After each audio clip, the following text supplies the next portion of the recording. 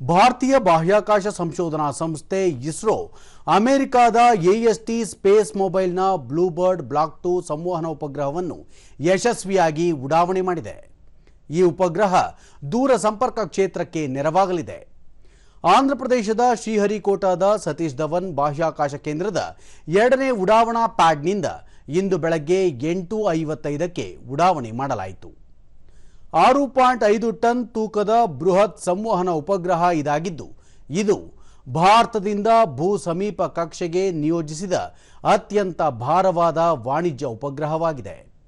ಈ ಹಿಂದೆ ಚಂದ್ರಯಾನ 3 ಮತ್ತು ಒನ್ ವೆಬ್ ನಕ್ಷತ್ರ ಪುಂಜಗಳೊಂದಿಗೆ ಯಶಸ್ವಿಯಾಗಿದ್ದ ವಿಶ್ವಾಸಾರ್ಹ LVM-3 ವಾಹಕದ 6ನೇ ಯಶಸ್ವಿ ಉಡಾವಣೆಯಾಗಿದೆ. ಬ್ಲೂಬರ್ಡ್ ಬ್ಲಾಕ್ 2 ಬಾಹ್ಯಾಕಾಶ ಆಧಾರಿತ ಸೆಲ್ಯುಲಾರ್ ಬ್ರಾಡ್ಬ್ಯಾಂಡ್ ಅನ್ನು ಮಾರ್ಪಡಿಸದ ಸ್ಮಾರ್ಟ್ಫೋನ್ಗಳಿಗೆ ನೇರವಾಗಿ ಸಂಪರ್ಕ ತಲುಪಿಸುವ ಗುರಿ ಹೊಂದಿದೆ. ಇದು ದೂರದ ಪ್ರದೇಶಗಳಲ್ಲಿ ಸಂಪರ್ಕವನ್ನು ತ್ವರಿತಗೊಳಿಸಲಿದೆ. Operates for 12 minutes and 20 seconds.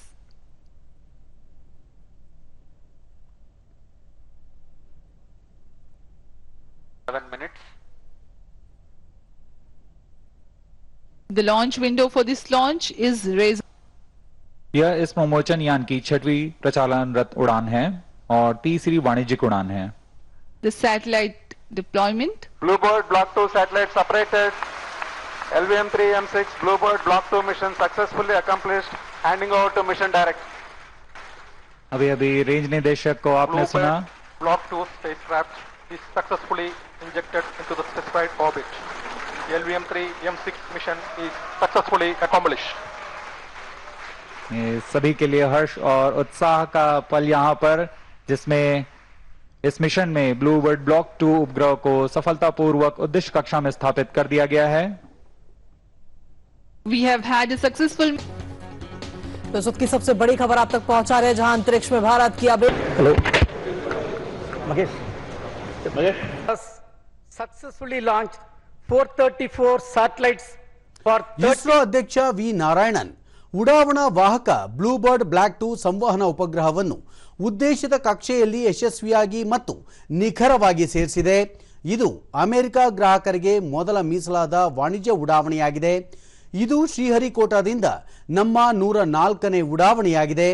ಇದು LVM-3 ಉಡಾವಣಾ ವಾಹಕದ 9ನೇ ಯಶಸ್ವಿ ಕಾರ್ಯಾಚರಣೆಯಾಗಿದ್ದು, ಅದರ ಶೇಕಡ 100ರಷ್ಟು ವಿಶ್ವಾಸಾರ್ಹತೆಯನ್ನು ಪ್ರದರ್ಶಿಸುತ್ತದೆ ಎಂದರು.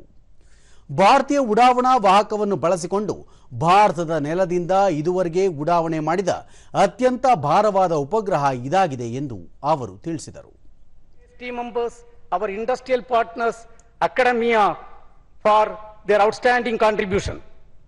On this occasion, let me also thank our mentors for the strong foundation made for us to stand great and accomplish this type of great missions.